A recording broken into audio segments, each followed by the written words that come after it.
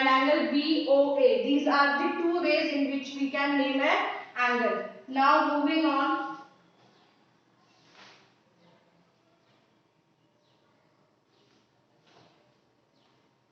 ठीक है, always keep in mind that you have to write the vertex in between. point O को आपको बीच में रखना है to specify कि आप इस एंगल के बारे में बात कर रहे हो. Also आपको ये जो पॉइंट है इसको हमेशा याद रखना है, angle AOB and angle BOA. Okay, now moving on.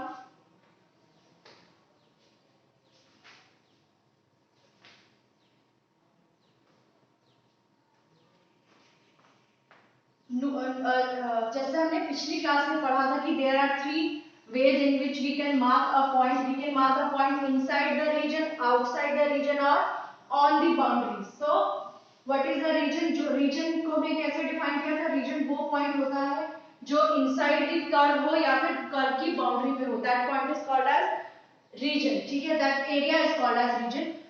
उसी तरीके से let us say कि हमने दो रेज ली है, अब पी क्यू नाम ले लेते हैं. ठीक है, सो अगर हम शेड करने जाए OQ को बॉर्डर मान लें इसमें. ठीक है, OQ को बॉर्डर मान लें, ये OQ रे है, इसको बॉर्डर मान लें और आपको शेड करना है उसके ऊपर वाला पार्ट. तो आप कौन सा पार्ट शेड करोगे? ठीक है, ये वाला पार्ट आप शेड करोगे अगर हम OQ को बॉर्डर मान लें. ठीक है, अगर हमने OQ को बॉर्डर माना है तो हमने OQ को, for example you have taken OQ as border और आपको उसके ऊपर वाला पार्ट को शेड करना है. ठीक है, फर्स्ट केस में आपको क्या करना है? OQ को बॉर्डर लेना है.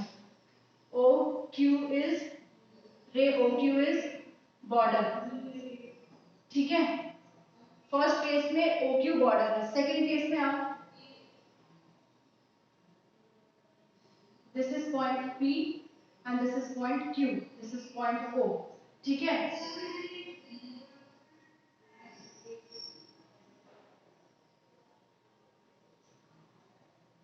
सेकेंड केस में आपको, this is the second case, in second case आपको you have to take OP as border. In second case you have to take OP as border, OP as border. Okay class, we have taken two cases. In the first case we have taken ray OQ as border. हमने इसको border बना के इसके ऊपर वाले part को shade किया है. सेकंड केस में हम क्या करने जा रहे हैं? हम जो दूसरी वाली हमारी रे थी OP, उस रे को बॉर्डर लेके हम ये वाला पार्ट को शेड करने जा रहे हैं. ठीक है, पहले केस में आपने OQ को बॉर्डर लिया, दूसरे केस में हमने OP को बॉर्डर लिया. तो हमने ये उसको बॉर्डर लेके उसके ऊपर का जितना भी पार्ट है उसको शेड किया. ठीक है, as you can see in these two figures. Now we are going to form the region. इन दोनों फिगर्स में आप देखोगे दैट कि आपका एक एरिया है जो इन दोनों में कॉमन है. ठीक है, ये वाला जो एरिया जो ये दोनों रेज इंक्लोज कर रही है वो यहाँ पे भी मिल रहा है, यहाँ पे भी मिल रहा है. तो ये क्या हो गया? ये जो एरिया इन दोनों रेज के बीच में है वो हो गया कॉमन. इसके लिए इसमें भी प्रेजेंट है. इतना जो पार्ट आप देख रहे हो ये वाला पार्ट, ये इसमें भी है, इसमें भी है. तो हम इसको क्या कह सकते हैं? ये एरिया इन दोनों में कॉमन है. यानी जो ये वाला पार्ट आपको मिला है, ये वाला पार्ट, ये दोनों रेज के बीच में एक कॉमन पॉइंट है. ठीक है, OP is here and OQ is here. ठीक है, तीन केसेस हमने लिए हैं. पहले केस में हमने क्या किया है? OQ को बॉर्डर लेके उसके ऊपर वाले एरिया को शेड किया है. सेकंड केस में हमने क्या किया है? सेकंड केस में हमने OP को बॉर्डर लिया है, उसके नीचे वाले एरिया को शेड किया है. और थर्ड केस में हमने ये कंक्लूड किया है इन दोनों केसेस से, केस 1 और केस 2 से, दैट कि इन दोनों जो रेज को हमने जब बॉर्डर लेके ड्रॉ किया तो जो एक कॉमन पार्ट था which was there in part 1 also and part 2 also, उस कॉमन पॉइंट को we call as the region. ठीक है, this is what the region of the rays OQ and OP. This area, इस area में जो भी points आएंगे, that all that points will be called as inside the angle. Warning has been given to them? Yes. we have announced. Yes sir, they here also right now. Okay class. So जो भी area common है इसमें और इसमें, इन दोनों race के बीच में जो कॉमन एरिया है is called as the region of that angle. इस पार्ट में जो भी पॉइंट्स ड्रॉ किए जाएंगे उनको हम लोग एंगल के इनसाइड कहेंगे, ठीक है, इंटीरियर ऑफ द एंगल्स, ठीक है। अगर मैंने यहाँ कोई पॉइंट लिया फॉर एग्जांपल, यहाँ पे पॉइंट समझ लो, पॉइंट ले लिया पॉइंट बी, ठीक है, तो पॉइंट बी जो है वो इस एरिया, इस एंगल का इस रीजन में पॉइंट बी आएगा, ठीक है। यहाँ पे पॉइंट ले लिया, वो पॉइंट क्या कहलाएगा, that point will be called as outside. Point B जो है वो इनसाइड है और पॉइंट ए जो है वो आउटसाइड है। क्लियर? सो ये हमने जो ये जितना भी काम किया वो सिर्फ इसलिए वो काम सिर्फ इसलिए था ताकि आपको रीजन पता चल जाए कि हम एंगल का कैसे लेते हैं, कौन से पॉइंट एंगल के इनसाइड होंगे, कौन से पॉइंट्स एंगल के आउटसाइड होंगे। तो फर्स्ट केस में हमने ओपी ओक्यू को बॉर्डर लिया, ये वाला रीजन शेयर किया, ठीक है, शेड किया। सेकंड केस में हमने ओपी को बॉर्डर लिया, उसके नीचे वाला एरिया शेड किया। थर्ड केस में क्या किया, हमने देखा कि ये जो कॉमन पार्ट है दोनों रेज के बीच में एक कॉमन पार्ट आ रहा है, that is that common part between the two rays is called as region of the angle. उस कॉमन पार्ट या उस रीजन में जो भी पॉइंट्स होंगे वो एंगल के इंटरनल या इंटीरियर एंगल के अंदर होंगे, ठीक है। जैसे for example we have taken point B. Point B क्या है, पॉइंट बी जो है वो इन दोनों एंगल के बीच में पॉइंट है और पॉइंट ए जो है वो आउटसाइड है, ठीक है। एक तीसरी चीज हमने इनसाइड पढ़ लिया, आउटसाइड पढ़ लिया। अगर फॉर एग्जांपल मैंने यहाँ पे कोई पॉइंट ले लिया सी, ठीक है, तो यहाँ पे पॉइंट लिया डी, तो जो पॉइंट सी और डी है वो भी रीजन में आएंगे, they will be also in the region. क्योंकि जब हमने पिछली क्लासेस में रीजन की डेफिनेशन पढ़ी थी तो रीजन की डेफिनेशन ये बताती थी कि हमें कि जो पॉइंट्स कर्व के इनसाइड हो और अगर कोई भी पॉइंट बाउंड्री पे हो तो हम लोग उसको भी इंटीरियर मानते हैं, ठीक है। बाउंड्री पे अगर कोई पॉइंट हो वो भी इंटीरियर होगा और रीजन के अंदर जो भी पॉइंट है वो भी इंटीरियर होगा। आउटसाइड या एक्सटीरियर पॉइंट वो होगा जो यहाँ पे आपको दूर दिखाई दे रहा। तो point A is exterior, point C is on the ray, point D is on the ray and point B is internal या interior point of the ray. Okay, so let's just quickly revise it what we have studied. हमने इससे पहले बेटा यहाँ पे ये चीज पढ़ी कि ये अगर टू रेज हैं, ठीक,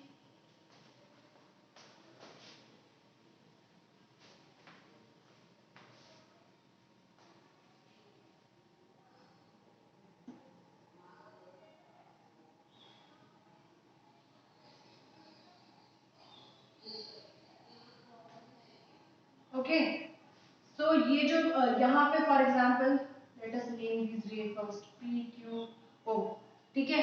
यहाँ पे इन दोनों रेज के बीच में पॉइंट जो आएगा, पॉइंट ए इधर है, पॉइंट बी इधर है, पॉइंट सी इधर, पॉइंट डी इधर है, ठीक है। तो पॉइंट ए और पॉइंट बी यहाँ पे है, ए और बी आर इनसाइड, ठीक है, इंटीरियर आर इंटीरियर पॉइंट्स, ठीक है, of the angle. Point B, point C, point D, point Q, point P are on the ray. सारे पॉइंट, पॉइंट ओ भी, point O, point Q, point D, point Q, point C and point P are on the ray, these are on the ray. And the third part is हमने यहाँ पे कोई point ले लिया दूर, हमारा जो फिगर बन रहा था उससे दूर कोई पॉइंट ले लिया, वी हैव ऑलरेडी टेकन। सो यहाँ पे आप ले लो पॉइंट टी, ठीक है, पॉइंट टी यहाँ पे ले लिया, point S. So clearly you can see that point T and S are outside exterior, T and S are exterior points। क्यों? क्योंकि वो इस एंगल के रीजन से बाहर है, इस एंगल के रीजन में नहीं आ रहे। Point T and point S are exterior points।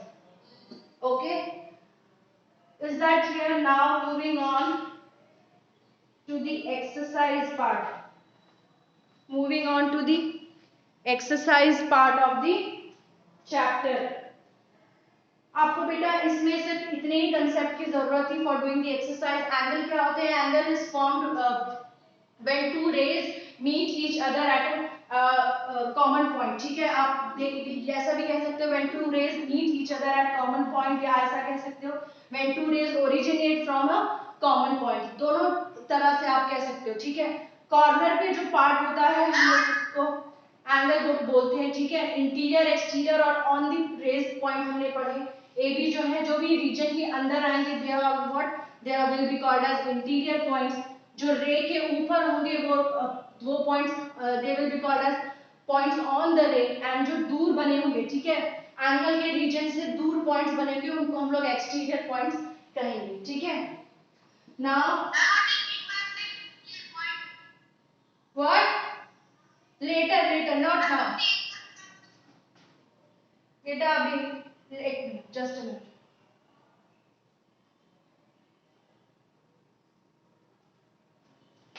I'll take your queries later beta, after 10 minutes. Okay? Okay ma'am. Mute yourself. Now beta, we are going to do the exercise part of this chapter. So the exercise is exercise 4.3. It's on page number. We will be sending the PDF also. Beta, do you need to ask this question right now? Haven't I told you that we will be discussing all your question after this session? Exercise is on page number 80. Please mute yourself, else I will leave the class. Now, in exercise 4.3 on page number 80, the first question is asking, name the angles given in the figure. A figure is given to us. Let us draw the figure first.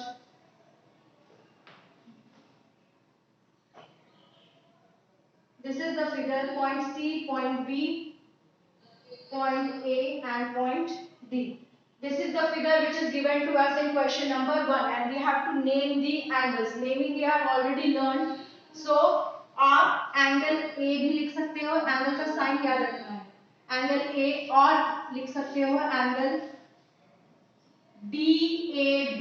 ठीक है, दोनों arms को लो and ये AB और AD arms को हमने लिया, बीच में एंगल A को डाला. ठीक है, तो हम लिख सकते हैं DAB, और you can write as BAD, कुछ भी लिख सकते हैं, BAD. ठीक है, एंगल A भी लिख सकते हैं, but to be more precise और पर्टिकुलर होने के लिए आप कैसे लिख सकते हो, DAB, और कैसे लिख सकते हैं BAD, दोनों तरीके से. ठीक है, children, we are solving question number 1 of exercise 4.3 on page number 80. In this question we have asked to write the names of the angles given to us in the figure. So we have written angle A, जिसको आप BAB भी लिख सकते हो, ABD भी लिख सकते हो. Now we are taking another angle, angle B. Angle B को आप कैसे लिख सकते हो? You can write it as ABC, ABC या CAB. ठीक है, CAB. In both the ways you can name the angle B. Now we are taking angle C. हम थर्ड एंगल ले रहे हैं, एंगल C. और एंगल C को आप कैसे नेम कर सकते हो? Angle BCD. Angle BCD. BCD you can write it, and you can also write it as angle DCB. Angle DCB. In all the cases you can see that जो angle A है वो बीच में आ रहा है. ठीक है, तब भी आपको एंगल नेम करना होगा, मेक श्योर दैट वो बीच में है. Now the last angle D. Angle D को आप कैसे लिख सकते हैं? You can name it as CDA, CDA, CDA or ADC, ADC. These are the ways in which we can name the angles. Clearly आपको दिख रहा है, जब हमें एंगल, जिस एंगल को हमें लिखना है उसको हम लोग बीच में रखना है, ठीक है। एंगल बी को लिखने के लिए हम angle sorry A B C और C B A,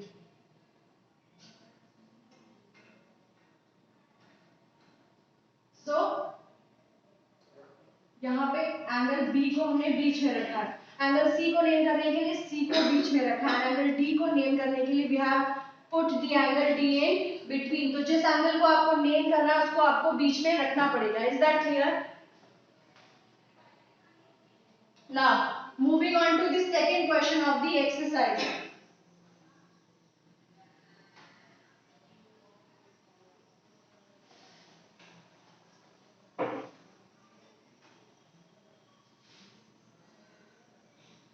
The second question is asking us, in the given diagrams, name the points in the interior of the DOE. A diagram has been given to us. Let me just first draw it.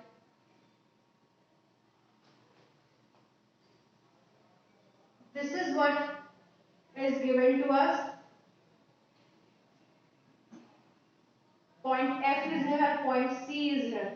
ठीक है, point B is here and point E is here. Point A, point B, this is point A. बेटा second question में we have given a figure, हमें एक figure दिया गया है, ठीक है, and we have to answer few questions based on that figure.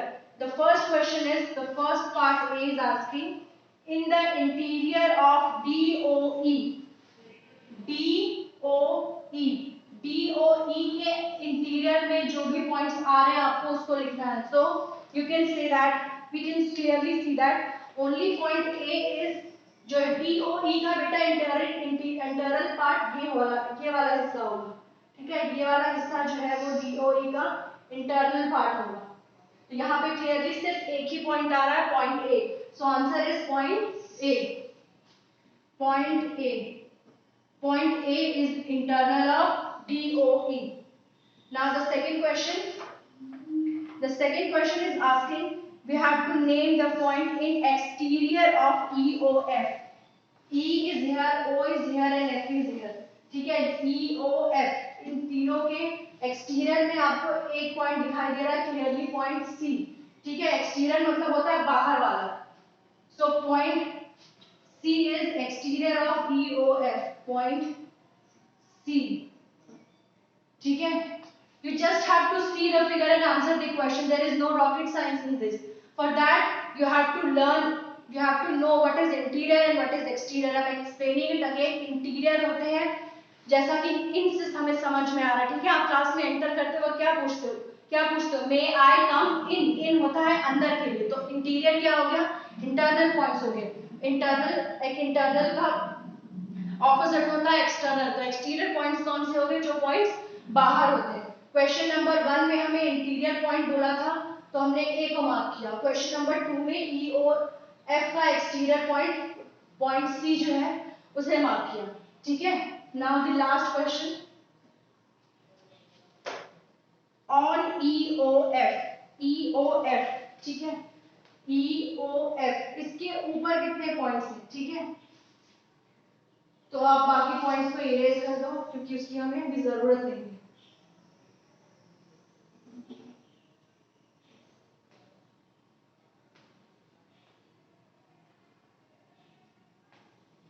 EOF इस वाली रे पे हमें जितने भी पॉइंट्स, इस वाले एंगल पे जितने भी पॉइंट्स हैं उनको लिखना है. तो पॉइंट E है, पॉइंट B है, पॉइंट O है, पॉइंट F है. All these points are on EOF. Point E is on this, point B, point O and point F.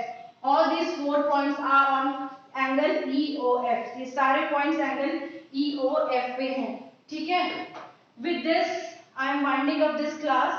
Up till now we have studied about the angles जो दो corners को meet करके बनता है, ठीक है, जहाँ पे दो रेज का ओरिजिन पॉइंट होता है, कॉमन इनिशियल पॉइंट होता है, वहां पे हमें उस कॉर्नर पे एक एंगल मिलता है, ठीक है ना. उसके बाद हमने पढ़ा जो शेडेड पार्ट जब हमने देखा था, तो जो कॉमन पार्ट होता है बिटवीन दीज टू रेज उसको हम लोग इंटीरियर पार्ट कहते हैं. और जो उसके अलावा जितने भी बाहर का रीजन होता है that is called as exterior part, कुछ पॉइंट जो होते हैं वो रे पे लाई करते हैं, these those points are called as points on the ray. ठीक है, in our next class we will be taking the last question of this exercise, that is question number 3. Okay, thank you class.